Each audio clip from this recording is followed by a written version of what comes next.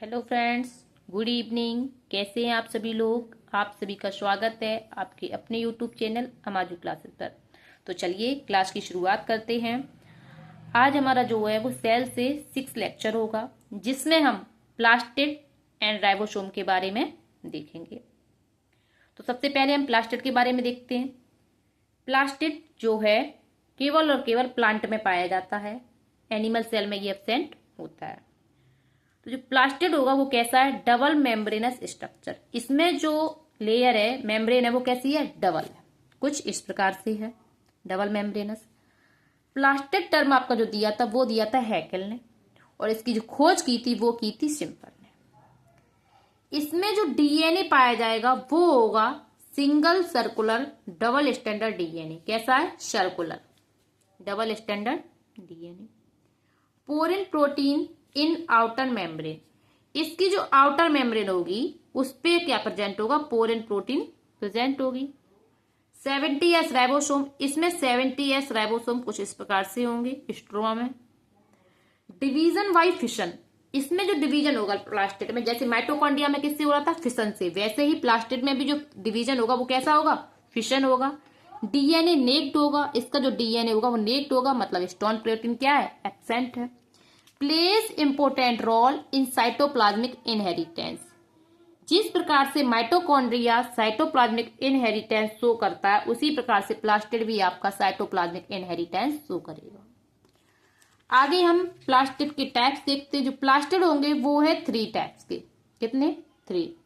Chloroplast, chromoplast and leucoplast.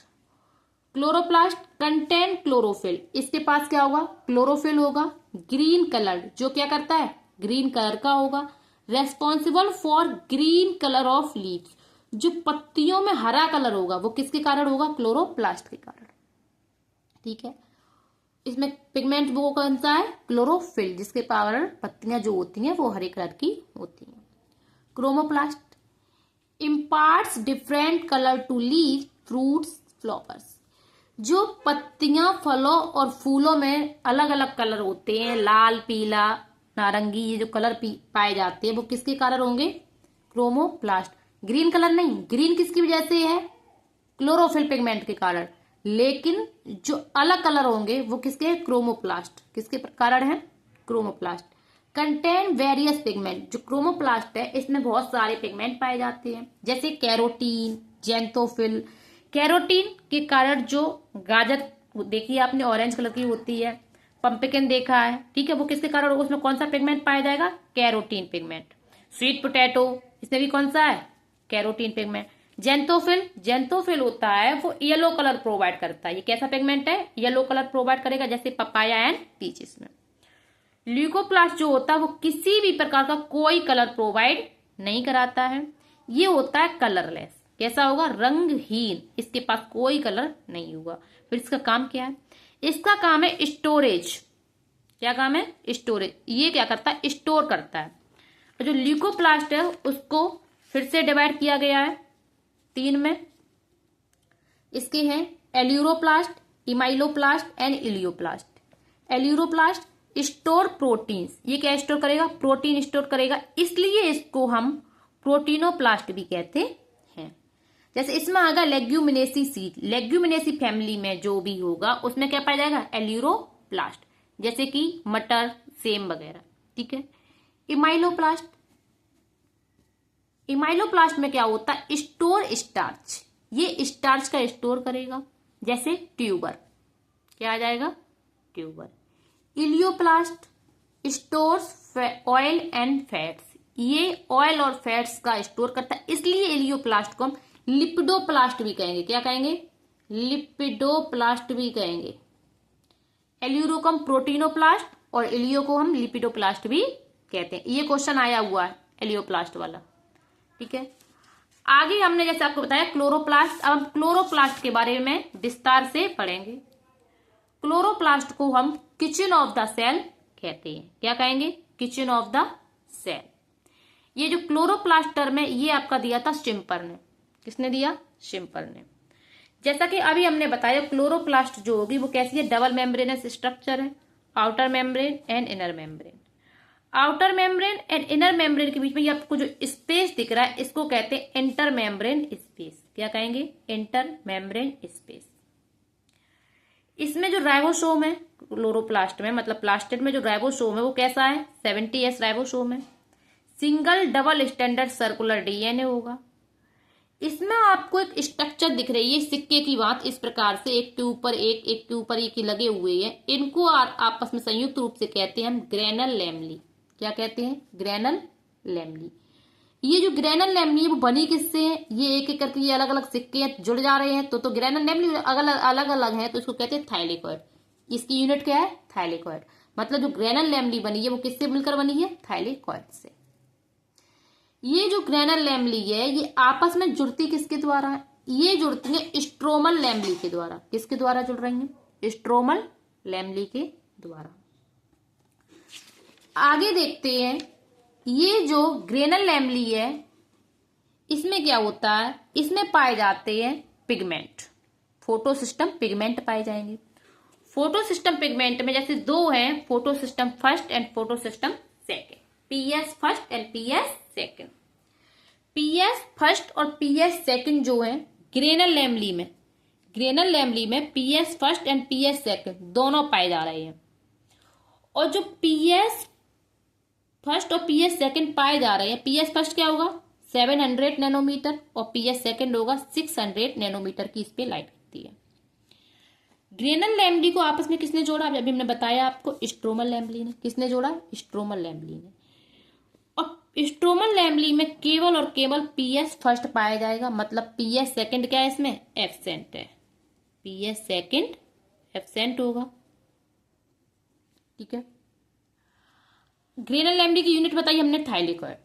हमने एक ऐसी एक थाइलेकॉइड लिया, इसकी स्ट्रक्चर देखते हैं। तो इसमें ये क्या है? इसकी थाइलेकॉइड की मेम्ब्रेन है।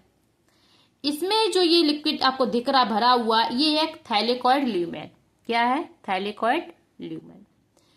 दो थाइलेकॉइड जैसे कि आपके जुड़े हुए हैं। इसमें जो फ्री है वो होता है नॉन अप्रेस्ड रीजन। दो रीजन होंगे इसमें, और जो आपस में जहां फ्यूज हो रहे उसको बोलते हैं अप्रेस्ड रीजन। क्या बोलेंगे? Appressed region. PS first and PS second क्या करते हैं? नॉन अप्रेस्ड रीजन में पीएस फर्स्ट प्रेजेंट होगा और अप्रेस्ड रीजन में पीएस सेकेंड प्रेजेंट होगा। जैसे कि ये देखो, अप्रेस्ड रीजन, ये नॉन अप्रेस्ड रीजन है, इसमें क्या है? पीएस फर्स्ट है। ये देखो अप्रेस्ड रीजन है, इसमें है पीएस सेकेंड। इस प्रकार से आगे क्या होता है? क्लोरोप्लास्ट में क्या होगा? ये फोटोसिंथेसिस होगी। ये क्यों हो रहा है? फोटोसिंथेसिस होगी क्लोरोफिल की उपस्थिति के कारण। फोटोसिंथेसिस जो है इसमें दो रिएक्शन होती हैं, light reaction and dark reaction. अभी हम फोटोसिंथेसिस के बारे में आपको बहुत कम जानकारी दे रहे हैं, जितना क्लोरोप्लास्ट से थोड़ा बहुत कनेक्ट है वो। फोटोसिंथेसिस के बारे में डिटेल में हम प्लांट फिजियोलॉजी में पढ़ेंगे। Light reaction and dark reaction. जो लाइट रिएक्शन होती है वो होती है ग्रेना में, और जो डार्क रिएक्शन होगी वो होगी स्ट्रोमा में। ठीक है। लाइट रिएक्शन जो होती है वो दो प्रकार से चलती है, non cyclic reaction and cyclic reaction. Non cyclic reaction में क्या होता है? Involvement of PS first and PS second both. Non cyclic में पीएस फर्स्ट और पीएस सेकेंड दोनों पार्टिसिपेट करते हैं। अकर्स इन ग्रेनल लैमली, और ये किसमें पाई जाती है? ग्रेनल लैमली में पाई जाती है। नॉन साइक्लिक किस पे चल रही है? ग्रेनल लैमली में। मतलब ग्रेनल लैमली में PS first and PS second दोनों पाए जा रहे हैं। ठीक है। Cyclic reaction, involvement of only PS first. Cyclic reaction में केवल और केवल पीएस फर्स्ट पार्टिसिपेट करता है, फोटोसिस्टम फर्स्ट पार्टिसिपेट करता है, मतलब पीएस सेकेंड का यहाँ कोई रोल नहीं है। अकर्स इन स्ट्रोमल लैमली, ये जो होती है साइक्लिक रिएक्शन किसमें हो रही है? स्ट्रोमल लैमली में। मतलब जो पीएस फर्स्ट है वो स्ट्रोमल लैमली में भी है, और देख रहे हो आप ग्रेनल लैमली में भी। लेकिन जो पीएस सेकेंड है स्ट्रोमल लैमली में है? नहीं है। स्ट्रोमल लैमली में केवल क्या है? पीएस फर्स्ट दोनों में है, और पीएस सेकेंड किसमें? केवल ग्रेनल लैमली में। पीएस फर्स्ट किसमें? ग्रेनल एंड स्ट्रोमल लैमली दोनों में होगा, और पीएस सेकेंड केवल और केवल ग्रेनल लैमली में होगा। अभी हमने बताया आपको थाइलेकॉइड मेम्ब्रेन, ये क्या करती है? Contains photosynthetic pigments in form of packets. Thylakoid membrane जैसे ये है, इसके पास क्या है? फोटोसिंथेटिक पिगमेंट है। किस रूप में? पैकेट्स के रूप में, जिसे हम क्वांटासोम कहते हैं। क्या कहते हैं? क्वांटासोम। क्वांटासोम और फोटोसिंथेटिक यूनिट। क्या कहेंगे? Photosynthetic unit. मतलब थाइलेकोइड जो है वो किससे बना है? क्वांटासोम से।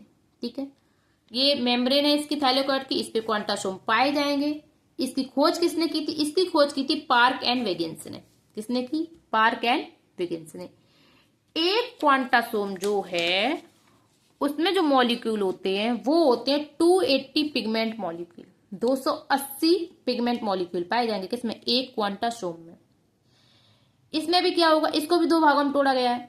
280 क्लोरोफिल होंगे जिसमें, और 50 क्या होंगे? कैरोटीनॉइड और फाइकोवेलेंस।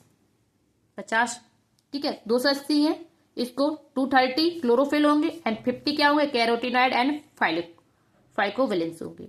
ठीक है, 230 को फिर से divide, chlorophyll a and chlorophyll B.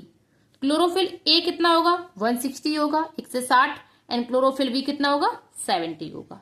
ठीक है, इस प्रकार से क्वांटासोम का निर्माण होता है। आगे हम क्या करते हैं, जो फोटोसिंथेटिक पिगमेंट हैं कौन कौन से? क्लोरोफिल, कैरोटीनॉइड, फाइकोवेलेंस, इसके बारे में देखते हैं। फोटोसिंथेटिक पिगमेंट ऑफ क्लोरोप्लास्ट, इसमें 3 पाए जा रहे हैं, क्लोरोफिल, कैरोटीनॉइड एंड फाइकोवेलेंस। जो क्लोरोफिल है वो होंगे 5 प्रकार के, chlorophyll a, chlorophyll b, chlorophyll c, chlorophyll d and chlorophyll e, 5 होते हैं। कैरोटीनॉइड जो होती है वो 2 प्रकार, carotene and xanthophyll. Carotene and xanthophyll. Carotene का क्या काम है? नॉन ऑक्सीजनेटेड, इसमें ऑक्सीजन क्या है? एब्सेंट है। नॉन ऑक्सीजनेटेड मतलब इसमें ऑक्सीजन नहीं है। इसका फॉर्मूला होता है कार्बन 40 मतलब C40H56। इसमें जो कार्बन होगा वो कितने होंगे? 40 होंगे, और हाइड्रोजन 56। फॉर्मूला क्या बन जाता है? C40H56, non oxygenated. जेंथोफिल जो होता है वो होता है ऑक्सीजनेटेड। कैसा होगा? ऑक्सीजनेटेड कैरोटीन होगा। इसका जो है ऑक्सीजनेटेड है मतलब इसमें ऑक्सीजन है, कार्बन 40, H56 और ऑक्सीजन मतलब O2 हो जाएगा। तो कार्बन कितने हैं? 40, हाइड्रोजन 56 और ऑक्सीजन 2, तो C40H56O2 क्या है? जेंथोफिल का फॉर्मूला है। Carotene C40NH56। आ गया फाइकोवेलेंस, ओनली प्रोटीनीसियस। इंपोर्टेंट लिख लीजिए भैया, वेरी इंपोर्टेंट लिख लीजिए बल्कि। ठीक है, ओनली प्रोटीनीसियस फोटोसिंथेटिक पिगमेंट, ये क्वेश्चन आया हुआ है आपका। वाटर सॉल्यूबल, कैसा है? Water soluble. प्रोटीनीसियस पिगमेंट है, याद रखना ये कैसा है? वाटर सॉल्यूबल है। बहुत बहुत बहुत मोस्ट इंपोर्टेंट है। कैरोटीनॉइड एंड क्लोरोफिल जो है वो लिपिड सॉल्यूबल है, और फाइकोवेलेंस कैसा है? वाटर सॉल्यूबल है। ठीक है, ये क्वेश्चन आया हुआ है। आगे हम ये जो पिगमेंट है किस ऑर्गेनिज्म में पाए जाते हैं ये देखते हैं, एक सारणी के द्वारा। एक टेबल बना लेते हैं ऐसे, एक तरफ हम ऑर्गेनिज्म लिखते हैं, क्लोरोफिल, कैरोटीनॉइड एंड फाइकोवेलेंस। ठीक है, सबसे पहले हम देखते हैं ब्लू ग्रीन एल्गी, BGA। इसमें कौन सा पिगमेंट होगा? इसमें पाया जाएगा क्लोरोफिल ए और carotenoid and phycobilins. Chlorophyll a, carotenoid and phycobilins. Chlorophyceae मतलब ग्रीन एल्गी, और ग्रीन प्लांट में क्या होगा? Chlorophyll a and chlorophyll b, carotenoid होगा। ठीक है, फाइकोवेलेंस में नहीं, ऐसे नहीं आ रहा तो क्रॉस लगा लीजिए इस पे, फाइकोवेलेंस इसमें एब्सेंट है। फियोफाइसी मतलब brown algae, chlorophyll a and chlorophyll c and carotenoid, इसमें भी फाइकोवेलेंस क्या है? एब्सेंट है। रोडोफाइसी मतलब रेड एल्गा। रेड एल्गा में क्या होता है? Chlorophyll a and chlorophyll D, chlorophyll a and chlorophyll D होगा, कैरोटीनॉइड होगा, फाइकोवेलेंस भी होगा। जेंथोफाइसी मतलब येलो ग्रीन एल्गा। ठीक है, येलो ग्रीन एल्गी में क्या होता है? क्लोरोफिल ए, क्लोरोफिल ई और कैरोटीनॉइड, इसमें भी फियोफाइसी एब्सेंट है। आगे है वेसिलेरियोफाइसी, जिसे हम डाइटम्स कहते हैं, और डायनोफाइसी मतलब डायनोफ्लैजेलेट। इसमें chlorophyll a, chlorophyll C, carotenoid और फाइकोवेलेंस में भी एब्सेंट होगा। अब ये देखिए, क्लोरोफिल आपने ए देखा, ये सब में है, ब्लू ग्रीन एल्गे भी है, ग्रीन एल्गा में, रेड एल्गा में, ब्राउन एल्गा में, येलो ग्रीन एल्गा में, डायटम्स में, डायनोफ्लैजिएट्स में, सब में क्लोरोफिल ए प्रेजेंट है। और कैरोटीनॉइड भी आपने देखा सभी में है सभी में। और फाइकोबिलिन सिर्फ दो में है, blue green algae and Rhodophyceae.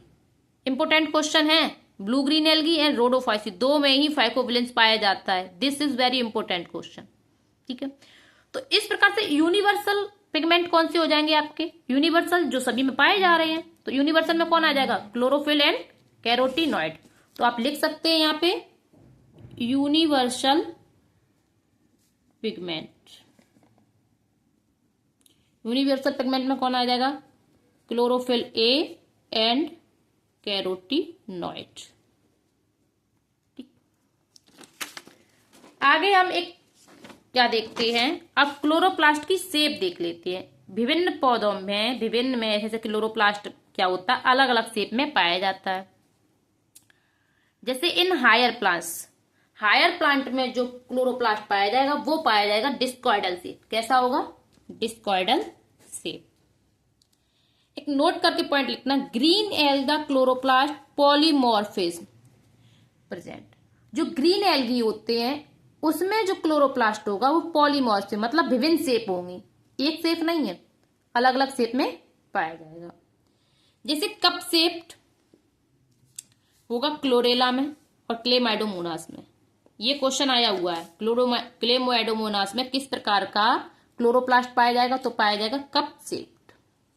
Girdle shape और कॉलर शेप। यूलोथ्रिक्स में कैसा है, ये सारे क्वेश्चन आए हुए हैं। यूलोथ्रिक्स में कैसा है, गर्डल शेप और collar shape.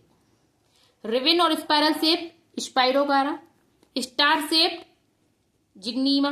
Reticulate Oedogonium, reticulate किसमें होगा, यूडोगोनियम में। एंड डिस्कॉइडल शेप वाउकेरिया में, ठीक है। इस प्रकार से ये आपको बहुत ही इंपॉर्टेंट है, पहली बात तो ये है, सारे ये इंपॉर्टेंट है, ठीक। इस प्रकार से ये याद करने हैं। इन C4 plants leaves chloroplast dimorphism present। C4 plant में जो लीव्स होती हैं उसमें जो क्लोरोप्लास्ट होगा वो डाइमॉर्फिज्म शो करेगा। डाइमॉर्फिज्म मतलब इसमें दो स्ट्रक्चर पाई जाएंगी, जैसे mesophyll cell and bundle sheath cell. Mesophyll cell में क्या होता है, नॉर्मल क्लोरोप्लास्ट होगा, ठीक है। दैट इज ग्रेनल क्लोरोप्लास्ट, जो कैसा है, ग्रेनल। इसमें मतलब ग्रेनल मतलब ग्रेना प्रेजेंट है, इस प्रकार से ग्रेना प्रेजेंट है। बंडल सील सेल में क्या होता है, ए ग्रेनल क्लोरोप्लास्ट। इसमें क्या होगा, ए ग्रेनल मतलब ए मतलब नॉट, तो ग्रेना क्या है, एब्सेंट है। ओनली डिस्क्रीट थाइलेकॉइड, इसमें केवल थाइलेकॉइड होते हैं, इस प्रकार से थाइलेकॉइड होंगे, अलग अलग इस प्रकार से डले होंगे बंडल सील सेल में, ठीक है। ये कैसा है, ए ग्रेनल क्लोरोप्लास्ट। ये क्वेश्चन भी आपका आया हुआ है कि बंडल सील सेल में जो क्लोरोप्लास्ट है वो कैसा है, तो ए ग्रेनल। कैसा है, ए ग्रेनल। आगे हम देखते हैं राइबोसोम के बारे में। किसके बारे में देखेंगे, आपका प्लास्टिड कंप्लीट होता है। आगे हम एक सेल ऑर्गेनल और है राइबोसोम, जिसके बारे में देखते हैं। राइबोसोम की खोज जो है वो जॉर्ज पेलाडे ने, किसने, जॉर्ज पेलाडे ने 1953 में एनिमल सेल में की। एनिमल सेल में किसने की, जॉर्ज पेलाडे ने 1953 में। इसलिए राइबोसोम को हम क्या कहते हैं, पेलाडे ग्रैन्यूल। पेलाडे ग्रैन्यूल या पेलाडे पार्टिकल भी कहते हैं। रोबिन्सन एंड ब्राउन, दो साइंटिस्ट हैं, Robinson and Brown, observe the ribosome in plant cell. Plant cell में जो राइबोसोम की खोज की थी वो की थी रोबिन्सन एंड ब्राउन ने, लेकिन एनिमल सेल में किसने की थी, जॉर्ज पेलाडे ने। इसलिए हमको पेलाडे ग्रैन्यूल या पेलाडे पार्टिकल कहते हैं। नॉन मेम्ब्रेनस सेल ऑर्गेनल्स, जो राइबोसोम है नॉन मेम्ब्रेनस मतलब इसके ऊपर कोई भी मेम्ब्रेन नहीं होगी। Only cell organelle which is present in both, ये एक केवल ऐसा सेल ऑर्गेनल है जो दोनों में प्रेजेंट होगा। दोनों में मतलब प्रोकैरियोट में भी और यूकैरियोट में भी, प्रोकैरियोट्स में भी और यूकैरियोट्स दोनों में पाया जाएगा। स्मॉलेस्ट सेल ऑर्गेनल, राइबोसोम जो है वो सबसे छोटा सेल ऑर्गेनल अगर आपसे पूछा जाए तो कौन सा है, राइबोसोम। ये भी क्वेश्चन आया हुआ है, ये क्वेश्चन भी आया हुआ है, ये भी आया हुआ है और ये भी आया हुआ है। हर एक पॉइंट आपके लिए इम्पोर्टेंट है। ये नहीं कि क्या इम्पोर्टेंट है क्या नहीं है, क्या पढ़े क्या नहीं पढ़े, हर एक पॉइंट जो है वो इम्पोर्टेंट है। एक एक लाइन से क्वेश्चन आया हुआ है आपका, इसलिए सभी पॉइंटों पे ध्यान देना है, कुछ भी छोड़ना नहीं है एग्जाम के लिए। आगे क्या है, present in cytosol membrane of ER O&M में, ठीक है। राइबोसोम में कहाँ होगा, साइटोसोल में होगा। मेम्ब्रेन ऑफ ईआर, ईआर की मेम्ब्रेन एंडोप्लाज्मिक रेटिकुलम की मेम्ब्रेन पे पाया जा रहा था, तभी तो हम कह रहे थे रफ एंडोप्लाज्मिक रेटिकुलम। ओएनएम मतलब आउटर न्यूक्लियर मेम्ब्रेन। इसमें जो राइबोसोम होगा वो कैसा होगा, 80S। Also present in mitochondria and plastid. हमने आपको माइटोकॉन्ड्रिया और प्लास्टिड दोनों में बताया कि राइबोसोम प्रेजेंट होता है, और इसमें कैसा होगा, 70S राइबोसोम होगा। In mammalian mitochondria 55S ribosome present. Mammalian mitochondria में वैसे कैसा है, 70S है, लेकिन जो मेमेलियन माइटोकॉन्ड्रिया इसमें कैसा है, 55S राइबोसोम प्रेजेंट होगा। इसकी तो सब यूनिट होंगी, स्मॉल सब यूनिट 28S की होगी एंड लार्ज सब यूनिट 39S होगी। इसलिए इसको जो प्लास्टिड है, राइबोसोम माइटोकॉन्ड्रिया और प्लास्टिड में दोनों में पाया जा रहा है। ये और देखो अदर में क्या हो रहा है, सेल ऑर्गेनल जैसे गोल्जी बॉडी है, किसी अदर सेल ऑर्गेनल के अंदर पाया जा रहा है क्या, नहीं पाया जा रहा है। और लेकिन जो राइबोसोम है, माइटोकॉन्ड्रिया स्वयं एक क्या है, सेल ऑर्गेनल है। प्लास्टिड भी क्या है, सेल ऑर्गेनल है। इसके और राइबोसोम भी क्या है, एक सेल ऑर्गेनल है। सेल ऑर्गेनल के अंदर एक सेल ऑर्गेनल पाया जा रहा है, मतलब माइटोकॉन्ड्रिया और प्लास्टिड के अंदर राइबोसोम पाया जा रहा है। इसलिए हम राइबोसोम को क्या कहते हैं, ribosome present within other cell organelle, दूसरी सेल ऑर्गेनल पाया जा रहा है, like mitochondria and plastid, mitochondria और प्लास्टिड में। इसलिए हम इसको ऑर्गेनली विद ऑर्गेनली कहते हैं। क्या कहते हैं, ऑर्गेनली विद ऑर्गेनल। माइटोकॉन्ड्रिया और plastid known as cell within cell. Mitochondria और प्लास्टिड को हम सेल विद इन सेल कहेंगे। क्या कहेंगे, cell within cell, cell के अंदर सेल कहते हैं। Ribosome responsible for protein synthesis. जो राइबोसोम है वो काम क्या है उसका, प्रोटीन का निर्माण करना, प्रोटीन बनाना। इसलिए हम इसको कहते हैं प्रोटीन फैक्ट्री। क्या कहेंगे, प्रोटीन फैक्ट्री।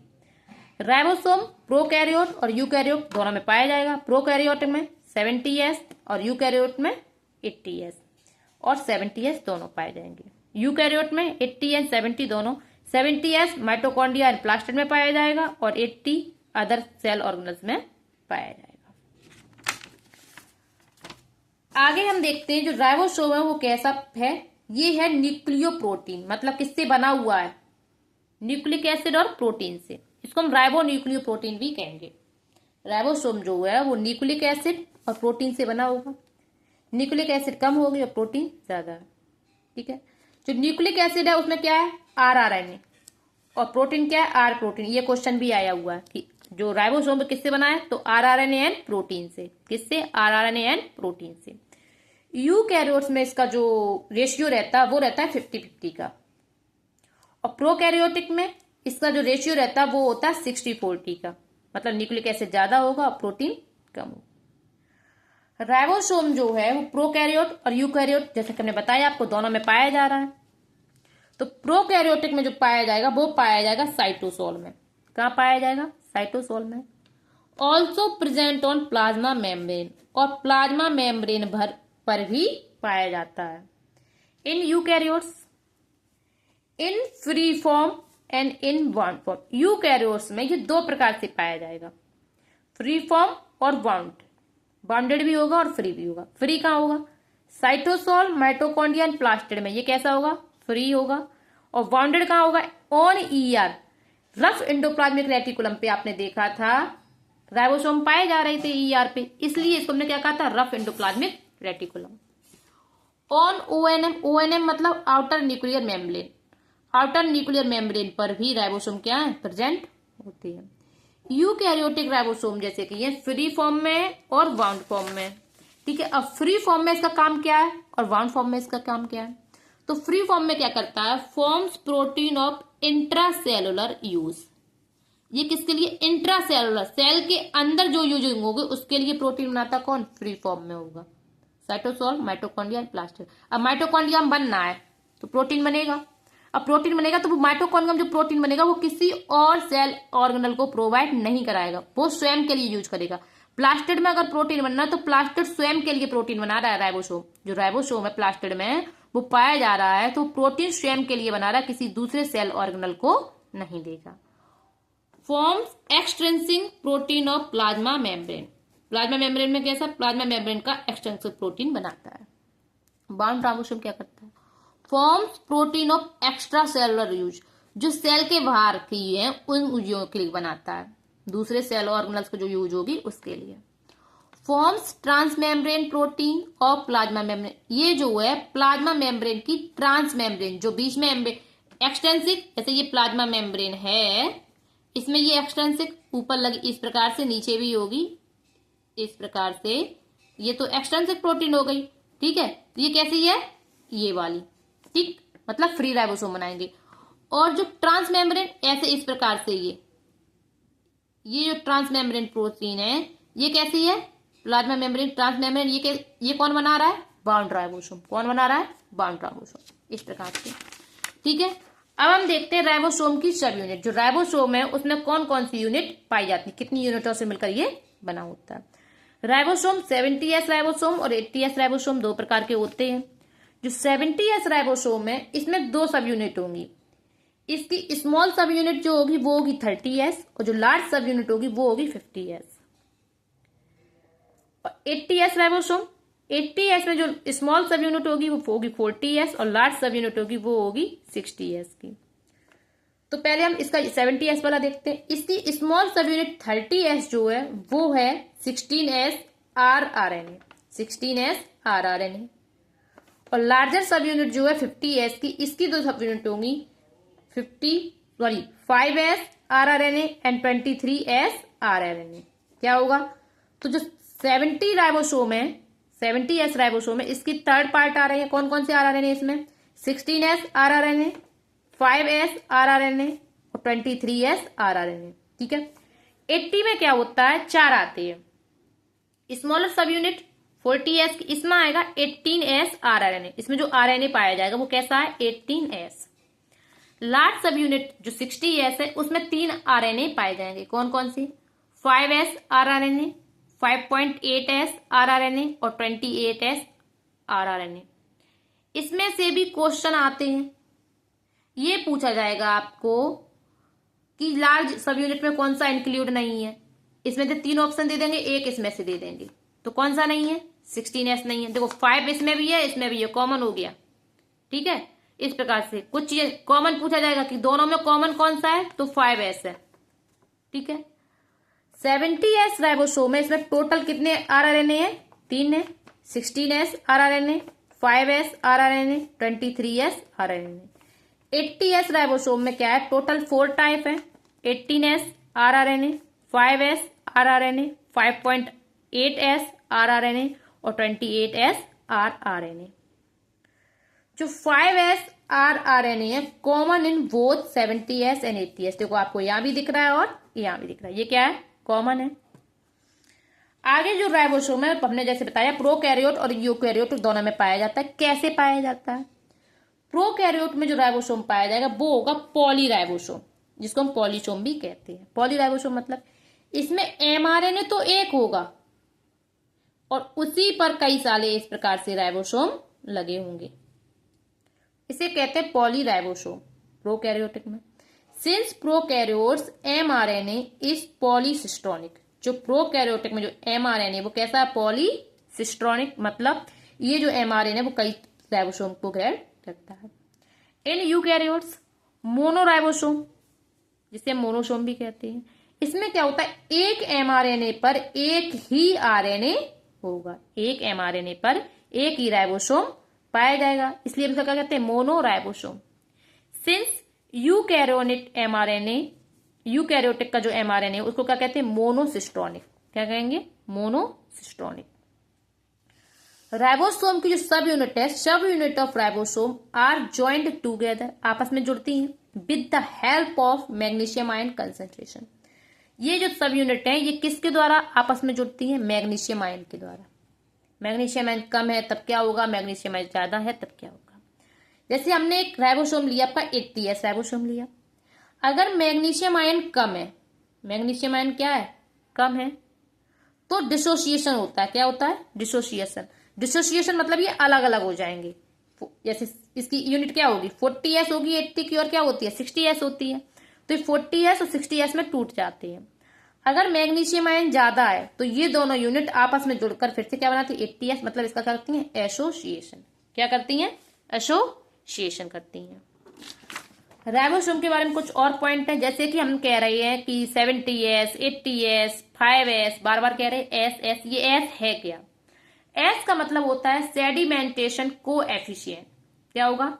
सेडिमेंटेशन कोएफिशिएंट, जो डेंसिटी और साइज को बताएगा। क्या बताएगा? डेंसिटी और साइज को। हमने कहा 70s 80s 5s 5.8s 16s, तो ये क्या बता रहा है? साइज बता रहा है। क्या बता रहा है? Size and density.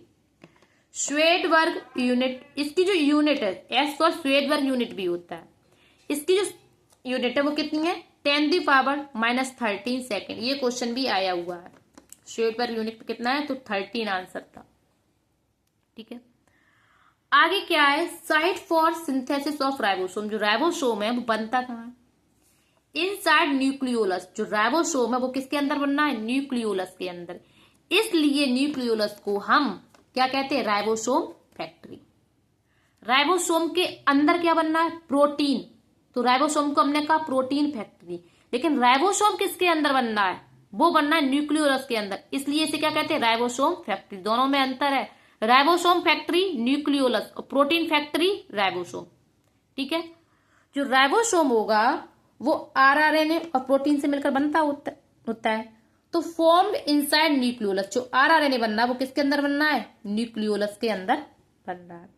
जैसे क्या ये एमआरएनए है। ठीक है, एमआरएनए है।